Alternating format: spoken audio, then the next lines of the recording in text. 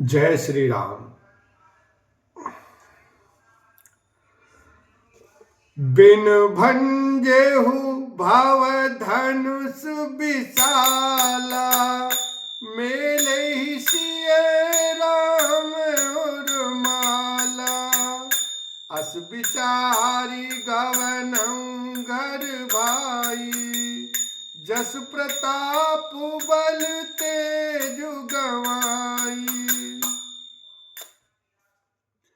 इधर उनके रूप को देखकर सबके मन में यह निश्चय हो गया कि शिव जी के विशाल धनुष को जो संभव है न टूट सके, बिना तोड़े भी सीता जी श्री रामचंद्र जी के ही गले में जयमाला डालेंगी, अर्थात दोनों तरह से ही हमारी हार होगी और विजय श्री रामचंद्र जी के हाथ लगेगी।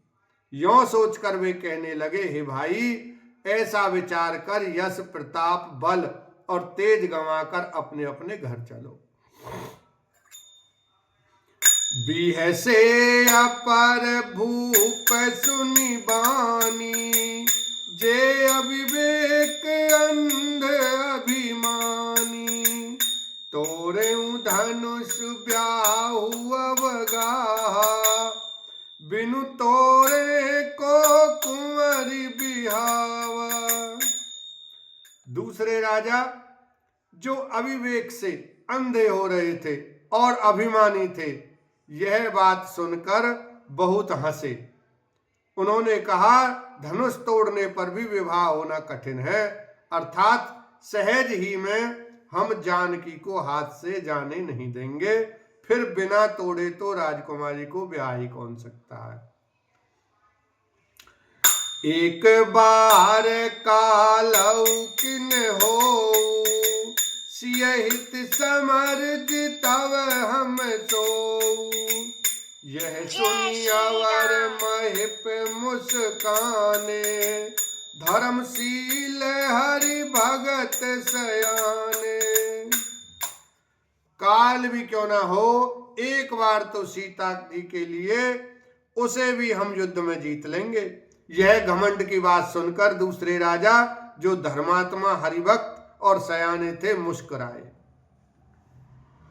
गर्व दूर कर नृपन के, सिय बियाय बीराम। दशरथ के रन बांकुरे, जीत को सक संग राम। लखन सिया राम, जय जय राम। उन्होंने कहा, राजाओं के गर्व दूर करके जो धनुष किसी से नहीं टूट सकेगा, उसे तोड़कर श्री रामचंद्र जी सीता जी को ब्याहेंगे। रही युद्ध की बात, सो महाराज दशरथ के रन में बांके पुत्रों को युद्ध में तो जीत ही कौन सकता है। व्यर्थ मरहु जनि गाल बजाई, मन मोदकन की भूख बुताई। सिख हमारी सुनि परम पुनीता, जगदम्बा जानऊ जय सीता। गाल बजाकर व्यर्थ ही मत मरो, मन के लड्डुओं से भी कहीं भूख बुझती है। हमारी परम पवित्र निष्कपट सीख को सुनकर सीता जी को अपने जी में साक्षात जगजननी समझो। उन्हें पत्नी रूप में पाने की आशा एवं लालसा छोड़ दो। जगत पिता रघुपति विचारी, भरी लोचन छबिले हुनिहारी। सुंदर सुखद सकल गुण राशि, ए दो बंधु सांबोर वासी। और श्री रघुनाथ जी को जगत का पिता परमेश्वर विचार कर नेत्र भरकर उनकी छवि देख लो। ऐसा अवसर बार बार नहीं मिलेगा। सुंदर सुख देने वाले और समस्त गुणों की राशि ये दोनों भाई शिव जी के हृदय में बसने वाले हैं। स्वयं शिव जी भी जिन्हें सदा हृदय में छिपाए रखते हैं, वे तुम्हारे नेत्रों के सामने आ गए हैं। सुधा समुद्र समीप बिहाई, मृग जल निरख मरऊ कत धाई। करहूँ जाई जा कहूँ जोई भावा, हम तो आज जन्म फल पावा। समीप आए हुए भगवत दर्शन रूप अमृत को समुद्र को छोड़कर तुम जगजननी जानकी को पत्नी रूप में पाने की दुराशा रूप मिथ्या मृग जल को देखकर दौड़कर क्यों मरते हो? फिर भाई, जिसको जो अच्छा लगे वही जाकर करो। हमने तो श्री रामचंद्र जी के दर्शन करके आज जन्म लेने का फल पा लिया, जीवन और जन्म को सफल कर लिया। अस कही भले भूप अनुरागे, रूप अनूप बिलोकन लागे। देखई सोर नभ चढ़े विमाना, बरसई सुमन करई कल गाना। ऐसा कहकर अच्छे राजा प्रेम मग्न होकर श्री राम जी का अनुपम रूप देखने लगे। मनुष्यों की तो बात ही क्या, देवता लोग भी आकाश से विमानों पर चढ़े हुए दर्शन कर रहे हैं और सुंदर गान करते हुए फूल बरसा रहे हैं। जानी सुआव सारु सिए तव, पठई जनक बोलाई।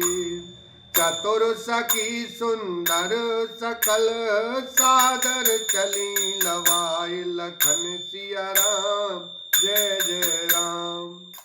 तब सुअवसर जानकर जनक जी ने सीता जी को बुला भेजा।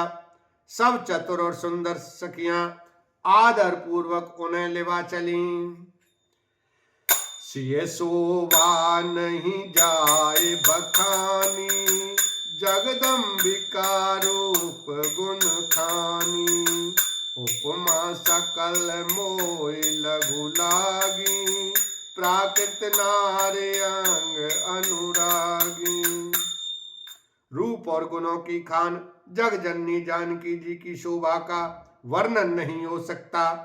उनके लिए मुझे काव्य की सब उपमाएं तुच्छ लगती हैं, क्योंकि वे लौकिक स्त्रियों के अंगों से अनुराग रखने वाली हैं, अर्थात वे जगत की स्त्रियों के अंगों को दी जाती हैं। काव्य की उपमाएं सब त्रिगुणात्मक मायिक जगत से ली गई हैं। उन्हें भगवान की स्वरूपाशक्ति श्री जानकी जी के अप्राकृत चिन्मय अंगों के लिए प्रयुक्त करना, उनका अपमान करना और अपने को उपहासास्पद बनाना है। सिय बरनीय तेई उपमा देई, को कभी कहाई अजसु को लेई। जो पट तरियती समसिया, जग अस जुवती कहाँ कमनिया। सीता जी के वर्णन में उन्हीं उपमाओं को देकर कौन कुकवि कहलाए और अपयश का भागी बने, अर्थात सीता जी के लिए उन उपमाओं का प्रयोग करना सुकवि के पद से च्युत होना और अपकीर्ति मोल लेना है। कोई भी सुकवि ऐसी नादानी एवं अनुचित कार्य नहीं करेगा। यदि किसी स्त्री के साथ सीता जी की तुलना की जाए तो जगत में ऐसी सुंदर युवती है ही कहाँ जिसकी उपमा उन्हें दी जाए। बोलो सियावर रामचंद्र की जय, उमापति महादेव की जय।